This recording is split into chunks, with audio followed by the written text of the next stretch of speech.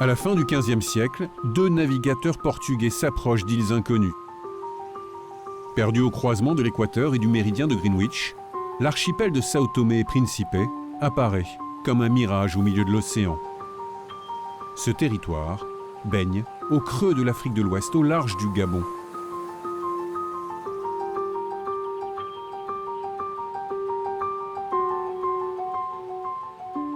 Pendant des siècles, ce bout de terre a été la plaque tournante de la traite des esclaves et du travail forcé. Sur d'immenses plantations, l'Empire a imposé un système d'exploitation de la canne à sucre, puis du café et surtout du cacao.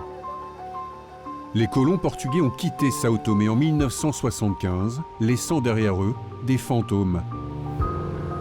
Les élégantes bâtisses des exploitations agricoles, elles, sont restées.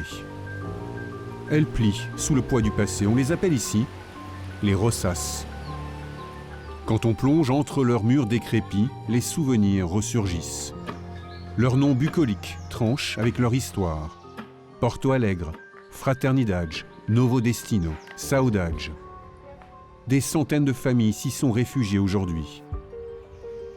Nous sommes partis à leur rencontre, découvrir ces habitants tiraillés entre cet héritage encombrant et un avenir qu'ils tentent de construire.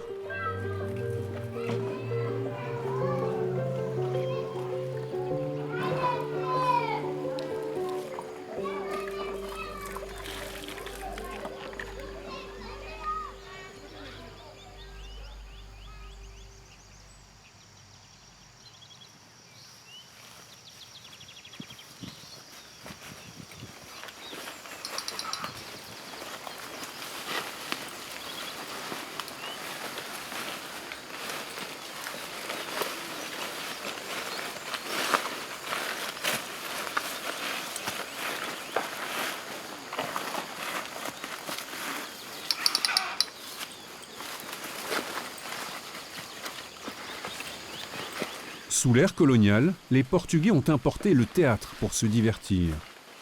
Les esclaves santoméens se sont réappropriés les codes au fil du temps et en ont fait un art burlesque, unique au monde, le chiloli.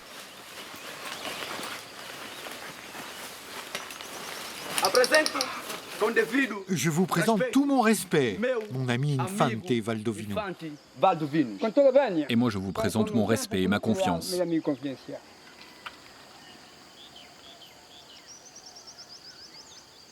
Je suis venu pour vous inviter à la chasse. Quand? Maintenant. Mon page, occupe-toi des chevaux pendant la chasse. Cette pièce débute par un meurtre au cœur de la forêt. L'assassin est riche, influent et intouchable. Il symbolise le maître qui possède tous les droits. La victime, elle, représente le peuple, asservi.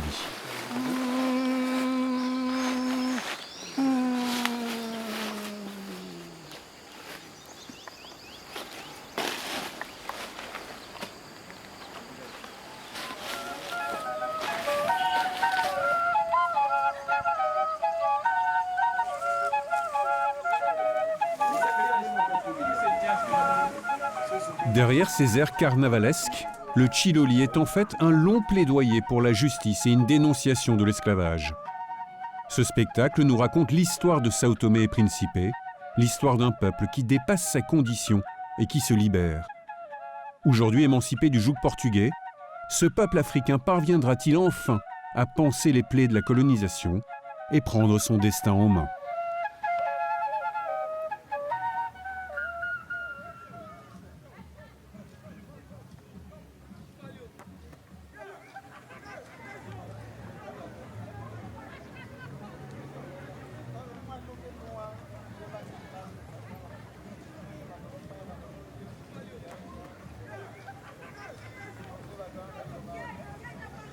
Chico Parawera, Chico Parawera, Chico Parawera, Parawera. A dor de uma mãe escrava, a ver seu filho se afastar, vendido para uma fazenda como se ele fosse espécie de animal. Simbora, Chico. Chico Parawera, Chico Parawera, Parawera, Parawera.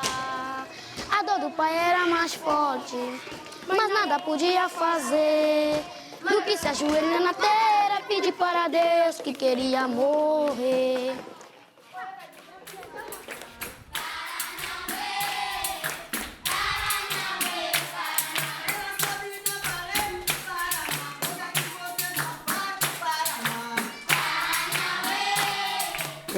Je m'appelle Erlander, mon nom de famille est Chantre. Dans les cours de capoeira, je suis connu comme Pandelec. J'ai 27 ans et j'habite à Boa Entrada. C'est ici, dans cette roça, que je donne mes cours. J'habite là depuis maintenant 5 ans. C'est la capoeira qui m'a amené ici. Voir des enfants qui veulent apprendre la capoeira, c'est ce qui me motive le plus. Quand l'un d'entre eux vient me voir et me dit « Pande, apprenez-moi », moi, je ne peux pas lui refuser, alors je le prends dans le groupe. Moi, j'ai tout appris avec mon professeur et c'est pour cela que pour être un bon entraîneur, il faut apprendre à travailler avant tout avec les enfants.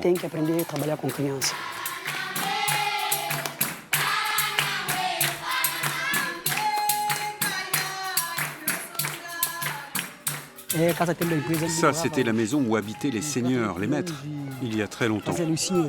Avec le temps, les gens d'ici ont commencé à utiliser certaines pièces de la maison pour ne pas les laisser à l'abandon. Ils ont commencé à les investir. C'est comme ça que tout a commencé.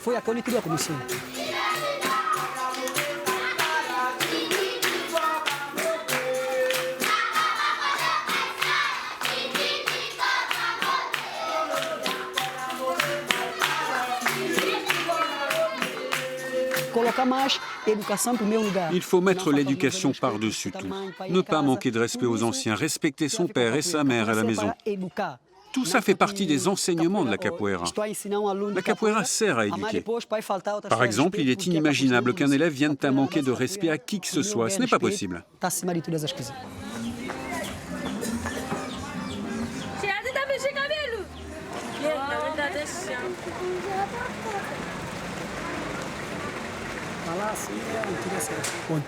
L'avenir, il n'y a que Dieu qui le connaisse.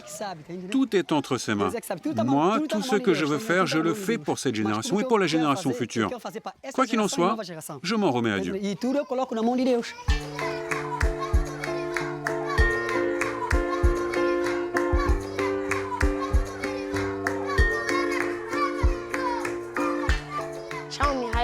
Je m'appelle Ray Lopez. J'ai 13 ans. Mon père est mototaxi et ma mère est vendeuse. Elle est commerçante.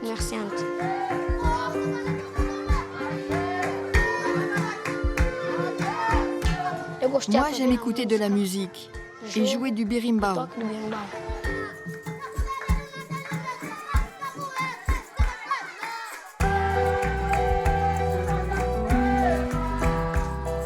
Mon nom de capoeira est Salvagem. Mon professeur m'a donné ce surnom car il a vu que j'avais le même style qu'un autre élève brésilien qui porte ce nom. Mon mouvement préféré est la rasteira dupla. Il faut fermer les pieds avant de retomber au sol, ça c'est cool.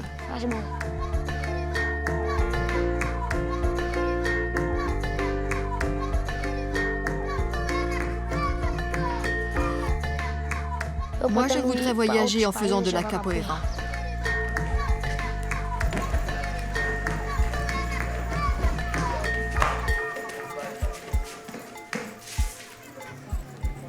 Les roças sont de grandes plantations constituées de terres cultivées et d'habitations construites sur les lieux mêmes de production. Elles visaient l'autosuffisance et sont devenues avec le temps de véritables communautés. Les élégantes maisons des patrons et contremaîtres, inoccupées depuis l'indépendance en 1975, contrastent avec les comboyos, ces bâtiments étroits et alignés où habitaient les ouvriers de la roça, encore aujourd'hui. C'est ici que vit Ray avec sa famille.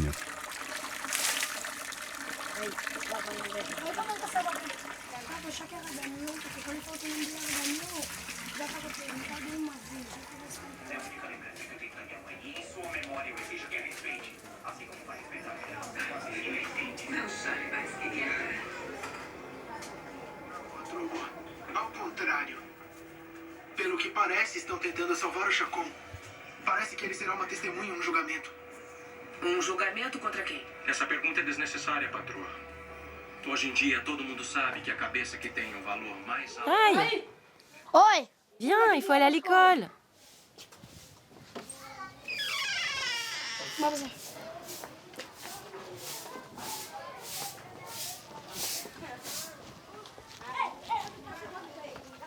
Sao Tomé et Principe apprend à se construire et mise beaucoup sur la nouvelle génération.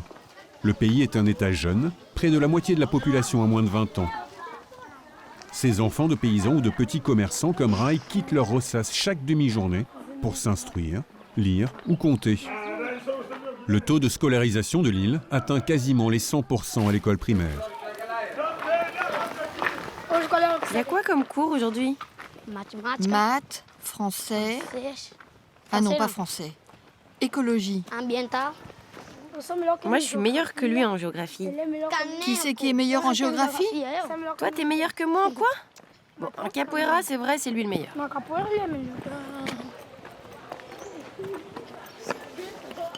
Ah?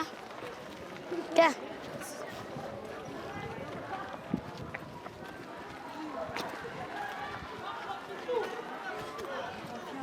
Confiança.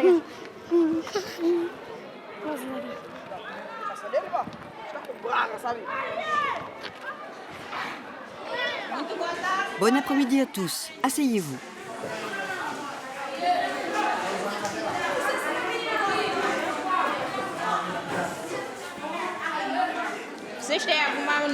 Que savez-vous sur l'esclavage à Sao Tomé? L'esclavage, est-ce que c'est un mot difficile, le mot esclavage?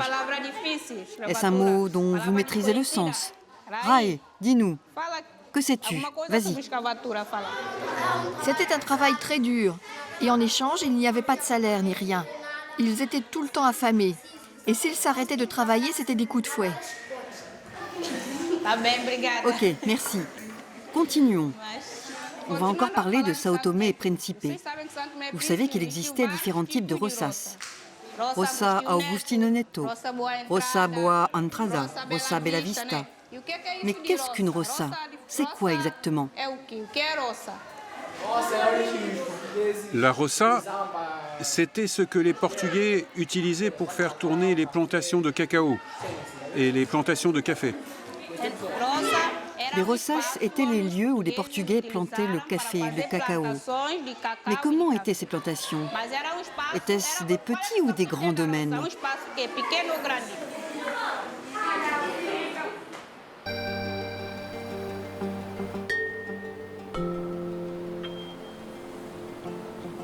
De par sa situation géographique, les puissances européennes ont fait de Sao Tomé un laboratoire dès le XVe siècle.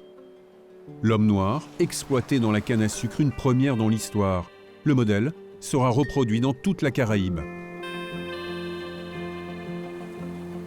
Jusqu'au XIXe siècle, l'ensemble de la société repose sur le commerce de captifs, pendant que les Portugais règnent en maître sur la traite négrière mondiale.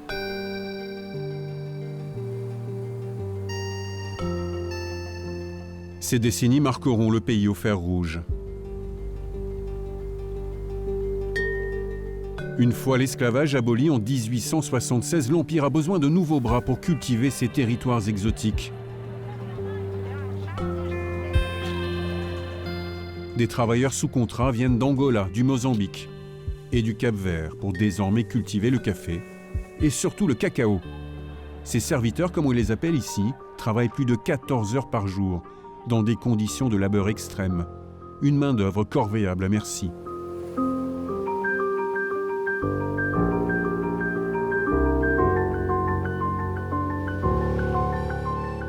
Le système est si efficace qu'au début du siècle dernier, Sao Tomé et Principe devient le premier exportateur de cacao au monde.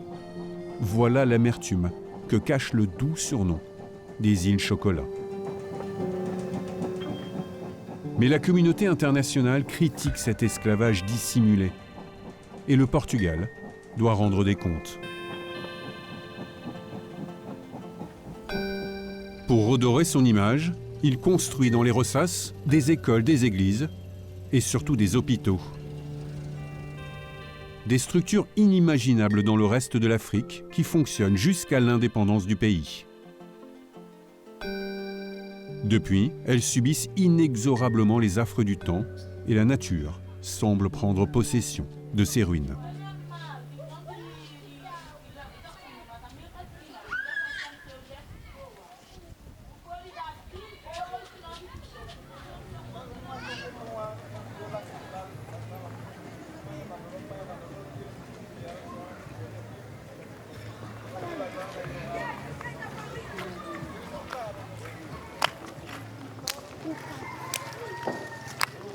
Le chemin du train passait par là et jusqu'à Quintal.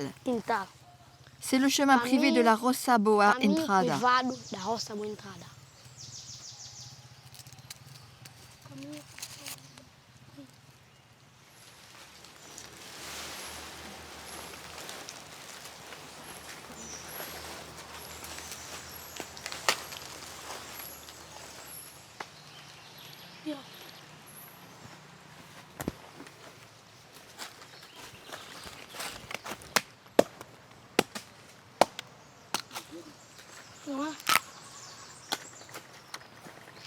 La richesse des pauvres de Sao Tomé, c'est le cacao et le café. Quand les gens ont envie de manger du cacao, ils viennent le cueillir et le manger. Ou bien quand c'est le moment de la cueillette, les gens viennent, ils coupent le cacao en deux et le vendent. C'est notre richesse, comme un diamant brut.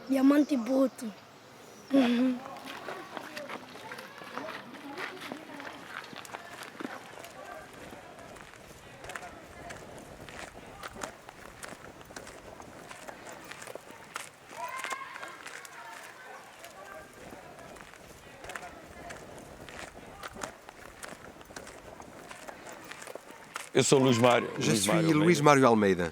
Je suis santoméen. Je suis né en 1961. Mon enfance, c'était la fin de l'ère coloniale. Avant, c'était l'époque des Portugais et après, il y a eu l'indépendance. Et moi, j'étais encore assez jeune. Donc mon enfance a été une enfance d'une certaine façon triste et heureuse à la fois. Je dis triste parce qu'à cette époque-là, nous étions fils d'immigrés venus travailler sous contrat. On vivait dans une roça, notre maison était toute petite. Il y avait un contraste avec le patron qui avait une grande maison et peu d'enfants.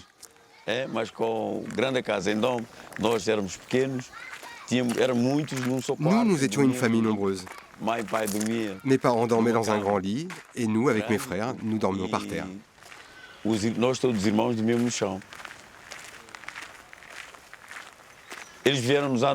parents sont arrivés dans les années 50. Mon père était analphabète. Et il n'a jamais su me dire quel était son âge et qui était son père. Il n'a jamais su dire qui était sa mère. Il n'a jamais su dire ce qui l'a amené à Sao Tomé.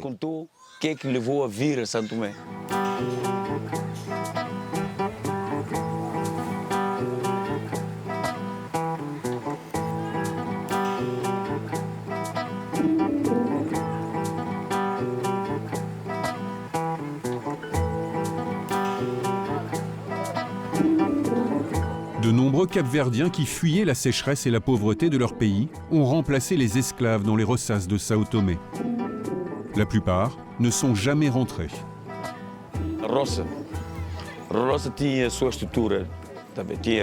La roça était structurée. Il y avait les grandes roças, des grandes compagnies et de plus petites, de moyennes entreprises. À un moment donné, il n'y avait plus suffisamment de foros, la main-d'œuvre locale. Donc pour beaucoup de roças, à l'époque des contrats, on en faisait venir du Cap-Vert, d'Angola et du Moçambique.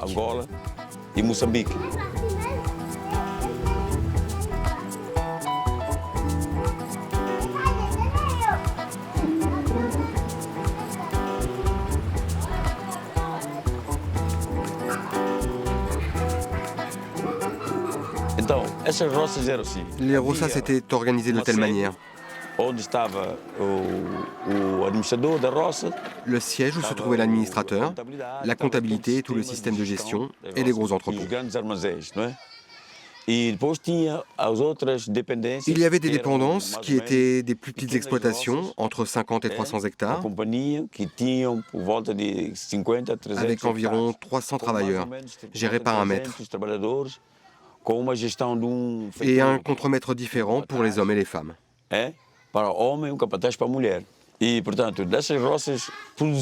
Ces roças produisaient le cacao et le café, qui ensuite étaient transférés au siège central pour être traités, séchés et enfin exportés.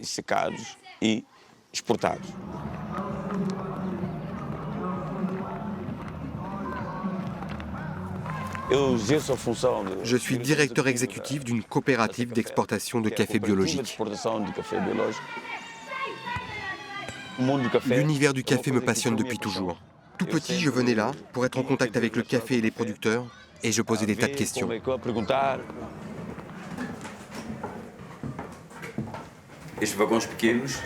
Ces petits wagons apportaient le cacao de la fermentation au séchage.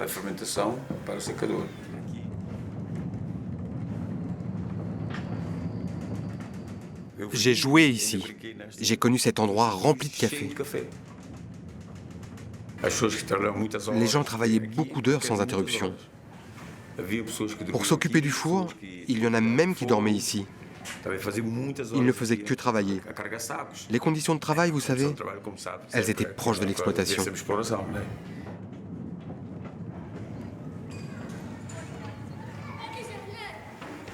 J'ai connu une dame qui habitait ici pendant l'époque coloniale.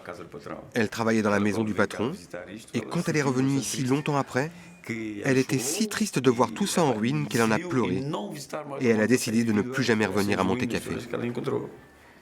C'est normal que l'on puisse être aussi choqué.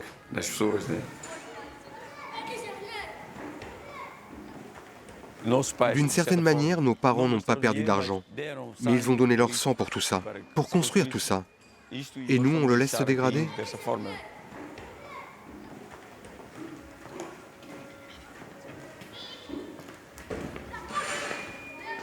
Les Santoméens ont laissé derrière eux des siècles de travail forcé et aujourd'hui tentent de se réapproprier les lieux.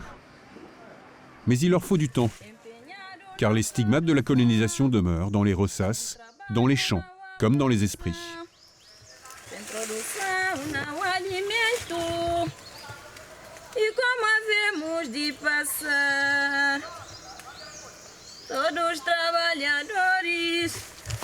Empenhado na produção, sem trabalho não há produção, sem produção não há alimento, e como havemos de passar? Avante, pioneiro, avante, com o livro também se produz. Avante, pioneiro, avante, com o livro também se produz. Todos já são conscientes que sem trabalho não há produção. Sem produção. Combien de kilos tu penses ramasser? Jusqu'à aujourd'hui, en tout, je pense pouvoir faire jusqu'à 500 kilos. Oui, minimum 500. C'est même possible que je dépasse les 500 kilos. Si c'est le cas, c'est bon pour nous. Le premier jour, j'ai très peu ramassé. Le deuxième jour, j'ai dû faire environ 20 kilos. Et aujourd'hui, j'ai encore fait un sac là-bas. Ça veut dire qu'aujourd'hui, on va approcher les 70 kilos alors.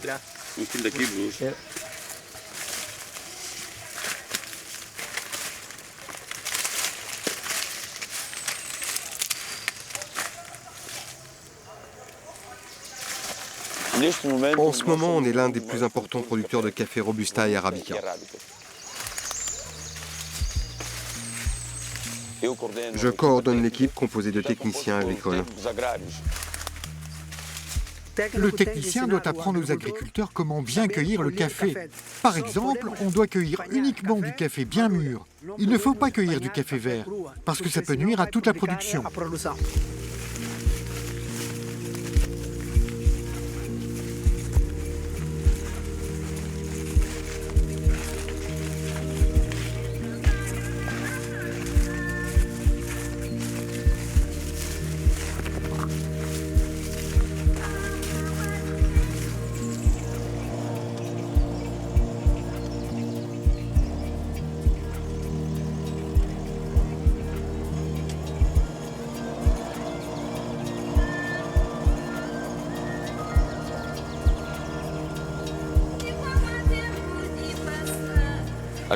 Les conditions de vie des gens qui travaillaient dans les roças étaient très difficiles. Je l'ai vu. Comme mes copains de l'époque commençaient à travailler dès l'âge de 7 ans, ils sont pour la plupart analphabètes aujourd'hui.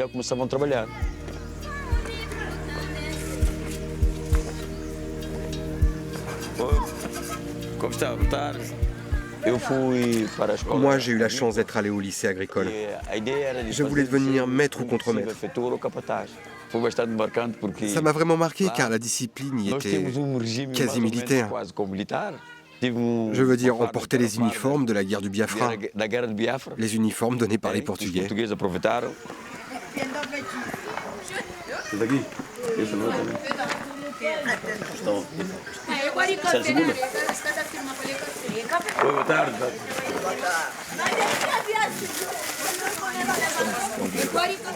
Il y a beaucoup de café vert là, beaucoup.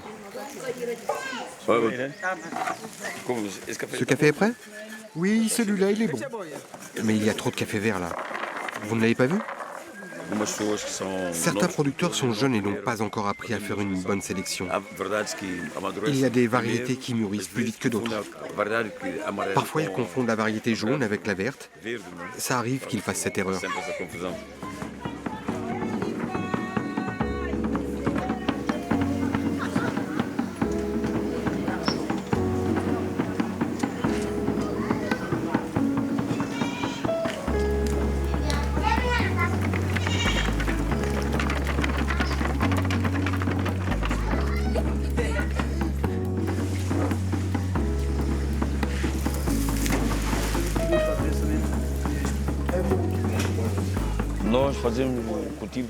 Nous cultivons du café noir dans un environnement sain. C'est une culture biologique, sans utilisation de produits chimiques. On le traite avec l'eau d'ici. C'est de l'eau potable et de bonne qualité. Et autre chose, notre café est cultivé sur des terres volcaniques.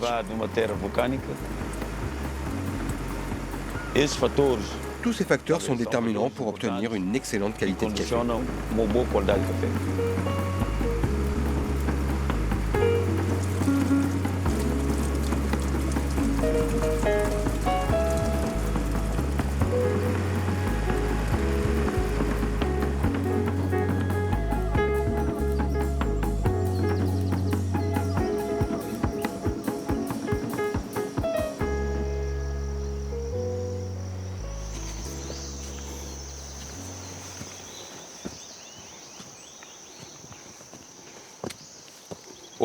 Obo, ça vient du mot français le bois, madeira. Car vous savez qu'ici, il y avait une colonie française, non? Et c'est ici, ce parc Obo, que nous considérons être l'âme de Sao Tomé. Parce que c'est la source de l'eau, de la pluie, des aliments. On y trouve aussi des médicaments. Et c'est dans ce même parc que nos croyances sont nées.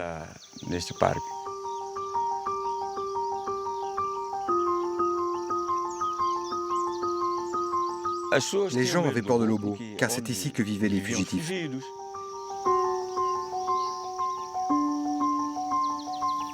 Les fugitifs étaient ceux qui étaient venus travailler sous contrat, et d'autres qui avaient été capturés en Angola, au Mozambique. Mais ils n'avaient pas accepté l'esclavage, ni le fait d'être maltraités. Donc ils se sont opposés aux ordres des colons et se sont enfuis. Ils vivaient dans la forêt, une forêt inaccessible, éloignée, et ils étaient poursuivis par la police portugaise.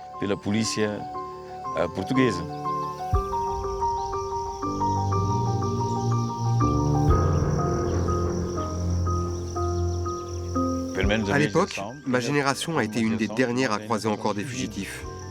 On pensait qu'ils étaient méchants, qu'ils se réfugiaient dans les bois, qu'ils voulaient nous tuer, nous violer. Et à cause de tout ça, tout le monde avait peur. Et il y avait des endroits où on nous disait « Faites attention là-bas, les fugitifs dorment ». Du coup, les gens passaient par là avec crainte.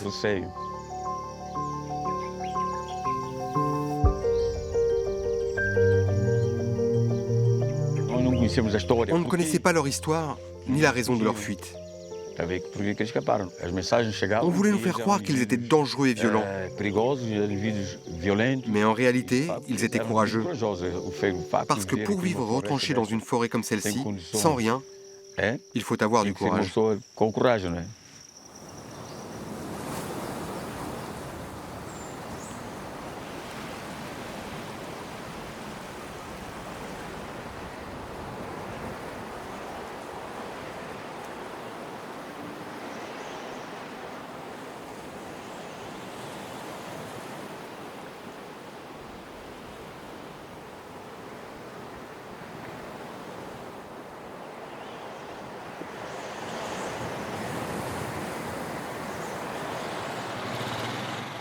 Le 12 juillet 1975, la colonisation prend fin et Sao Tomé proclame son indépendance. Le nouveau pouvoir en place instaure un régime marxiste. Il nationalise les plantations et distribue les parcelles aux habitants. Un vent de liberté souffle sur tout le pays. Mais l'euphorie est de courte durée. La planification de l'économie et une distribution des terres déséquilibrées creusent les inégalités sociales et nuit à la production. En 10 ans, l'exportation de cacao est divisée par 3. Le communisme santoméen ne fonctionne pas et la paysannerie en est la grande perdante. L'État décide donc de libéraliser l'économie. Depuis, le plus petit pays d'Afrique fait le difficile apprentissage de la mondialisation. Cette situation économiquement fragile ne favorise pas toujours la liberté d'expression. Le chanteur Augusto et son groupe, les Descendants, en ont fait l'amère expérience.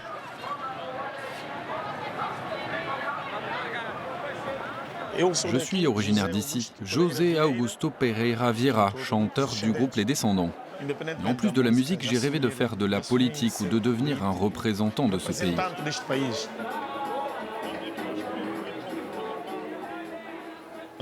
Nous, les Descendants, nous avions comme objectif d'aider la société en tant que jeunes, d'agir dans l'éducation, dans le domaine de l'instruction. On a essayé d'attirer l'attention du gouvernement pour qu'il se concentre davantage sur le peuple, sur la jeunesse. On voulait aider. La musique sert à ça, aider le gouvernement à prendre conscience de ce qui ne va pas. Nous sommes comme des députés, des représentants culturels de la nation, du peuple. On est là pour faire passer un message.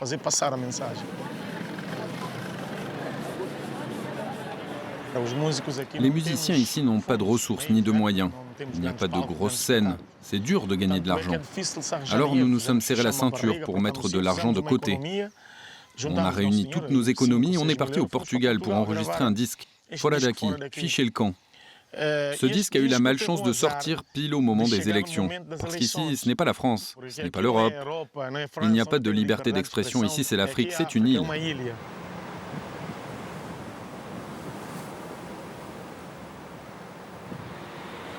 Santome sachalikwa, ela não sachalikeza, mano e que com a cuscafata. Quem vem pra confusão é aí fora daqui. Quem vem para caçar é aí fora daqui. Quem faz filho não assume aí fora daqui.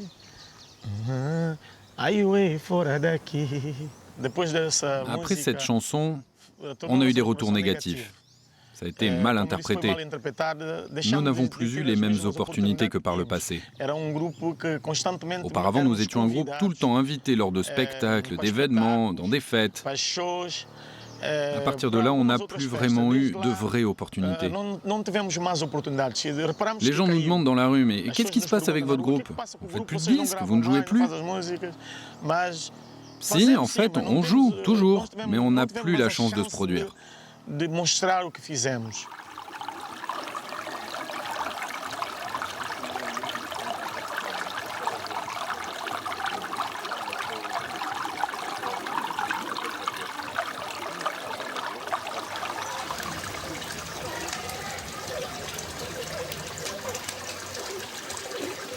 Il faut nettoyer toute cette canne à sucre et ce bananier.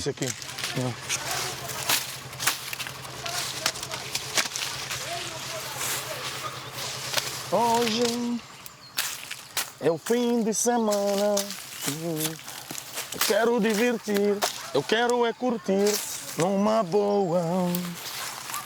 Hoje vou bazar pra minha zona.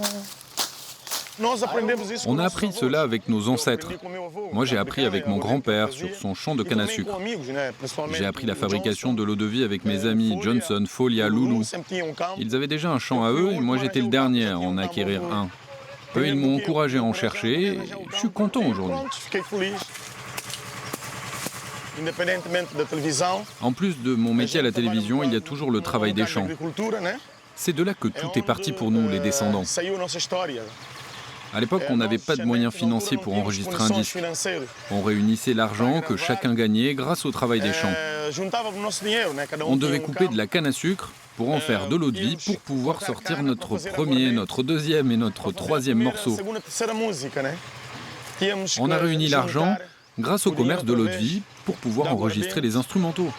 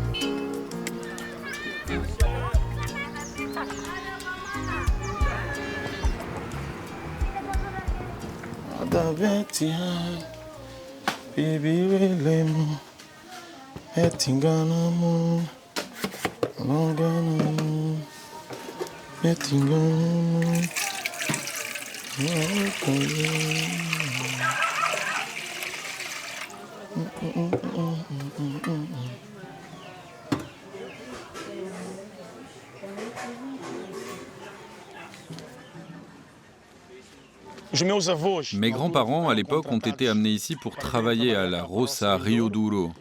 Ma mère avait 6 ans. C'est ici que mon père et ma mère se sont rencontrés, sont tombés amoureux, se sont mariés.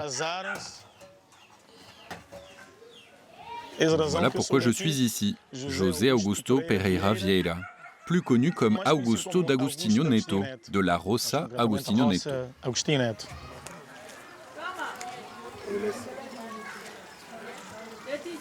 Oh, voilà mon père. Voici mon père et ma mère. Ma mère a été le pilier de mon éducation. C'est elle qui m'a tout donné, qui a travaillé dur dans les roças, dans le cacao, dans les plantations pour pouvoir m'envoyer à l'école, pour payer les factures, mes vêtements, mes chaussures, non seulement à moi, mais à tous mes frères. Ma mère est vraiment le pilier, elle est tout dans ma vie. Ici, il y a toutes les archives de mon histoire musicale et personnelle, de mon groupe, les descendants, de ma famille. Ces histoires non seulement sont celles de ma mère et de mon père, mais aussi celles de la Roça, l'histoire des gens qui sont venus sous contrat, l'histoire du quotidien. Tout cela a contribué à développer encore plus ma passion pour la musique. C'est tout cela qui m'a poussé à écrire. Nous avons fait des morceaux qui parlent de l'histoire et de l'immigration.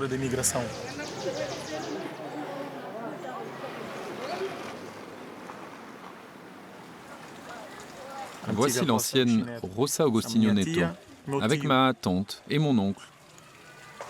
Regardez comme elle était belle à l'époque. Et moi je rêve un jour, avant de mourir, de la voir à nouveau comme cela.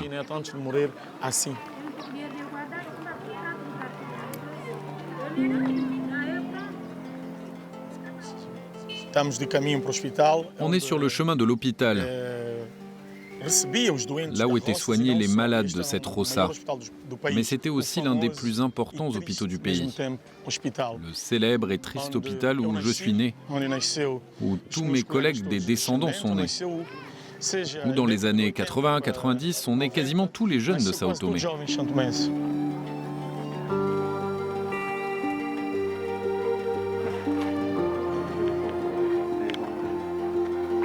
Les Portugais sont partis brutalement après l'indépendance. Il n'y a pas eu de période de transition et aucun personnel qualifié n'est resté pour faire fonctionner les grandes infrastructures du pays.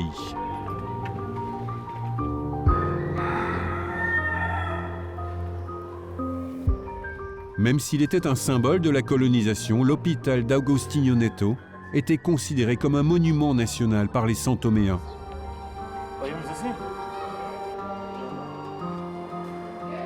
Désormais, c'est un immense édifice en ruine.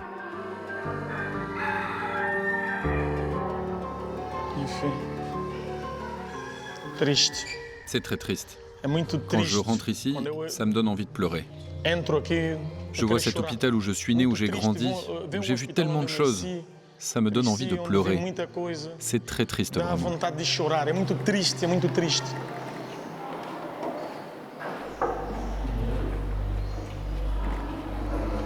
Je me souviens quand j'avais 12, 13, 14 ans, j'ai été hospitalisé ici à cause de la malaria. C'est pas un mauvais souvenir, car j'ai été bien soigné avec de bons traitements et heureusement en 3-4 jours j'étais guéri.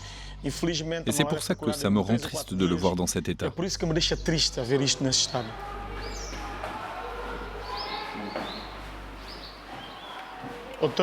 Dans le passé, il y avait une structure qui fonctionnait et qui s'occupait d'entretenir notre patrimoine public. Il y avait du travail, les gens étaient occupés dans les plantations de cacao, dans les champs de canne à sucre. Bref, il y avait du boulot. Aujourd'hui, regardez dans quel état c'est. Qui en voudrait? C'est pour cette raison que les gens comparent le présent et le passé. Aujourd'hui, on a des avantages que l'on n'avait pas à l'époque. Mais pour moi, il y a de bonnes choses à prendre dans le passé.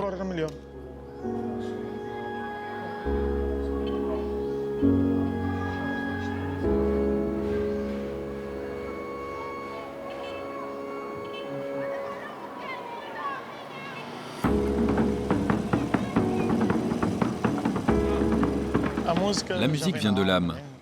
J'écoutais de la musique à la maison grâce à mes parents. Mon père à l'époque avait un tourne-disque et il écoutait beaucoup de musique capverdienne. Moi je l'avais déjà dans l'âme. J'aimais déjà cette musique.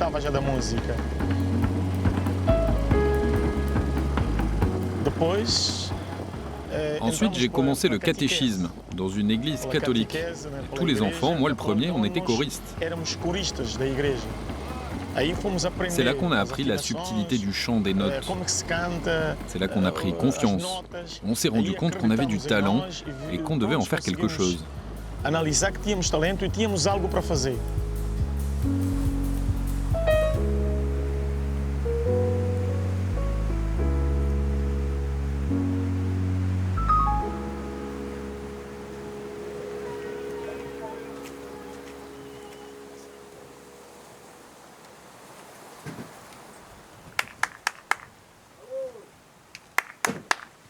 Salut, comment tu vas?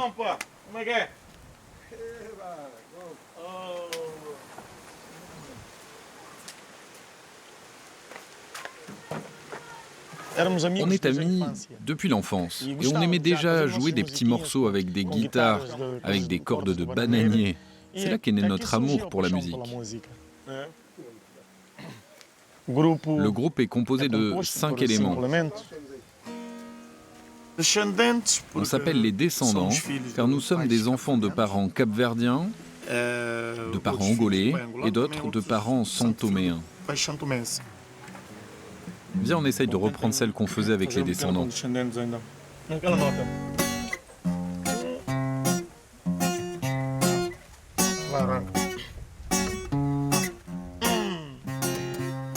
Por que razão? Ó povo, ó meu povo, até quando?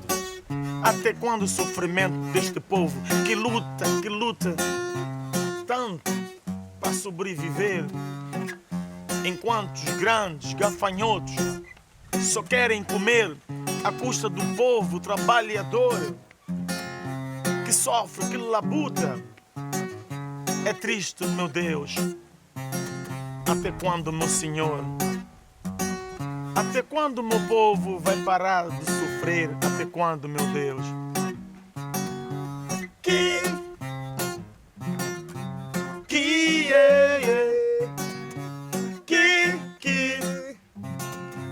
oh yeah, que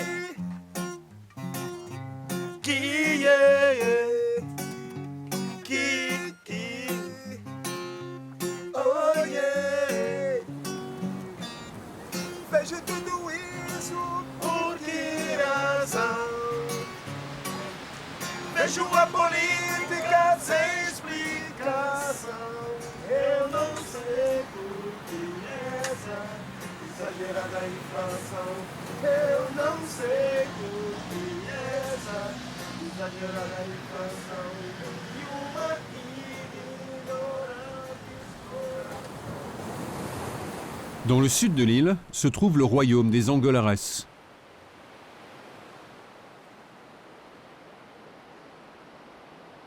Les Angolares seraient les descendants directs d'esclaves affranchis.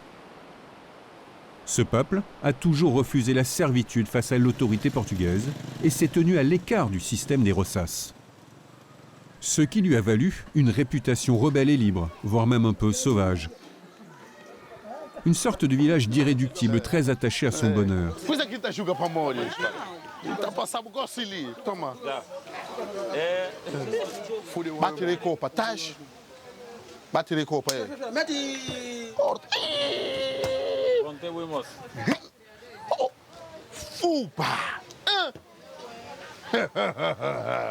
Bisca livre!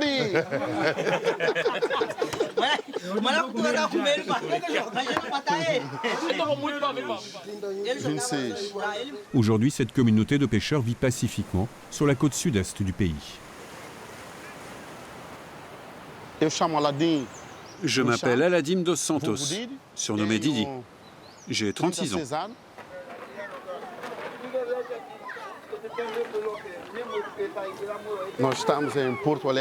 Ici, on est à Porto Alegre. Alors pourquoi ce nom? Parce que c'est une localité qui apporte l'allégresse, le bonheur. C'est pour ça qu'elle s'appelle Porto Alegre.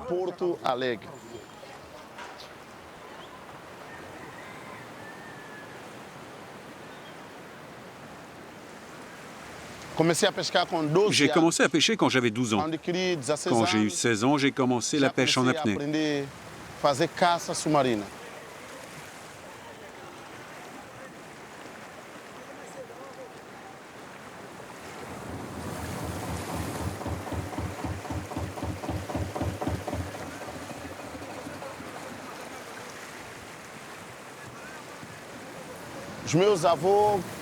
Mes grands-parents m'ont raconté ce qui se passait à l'époque de l'esclavage.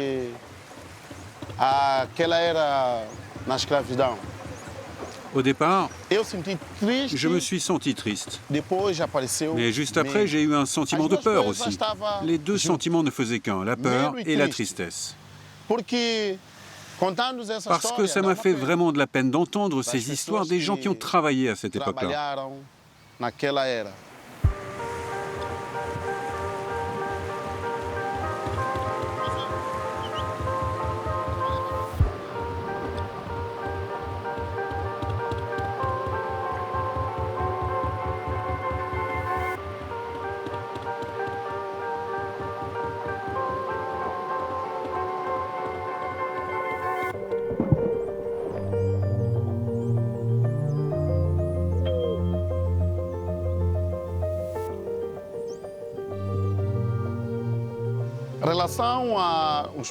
Les gens travaillaient et ils sacrifiaient tout.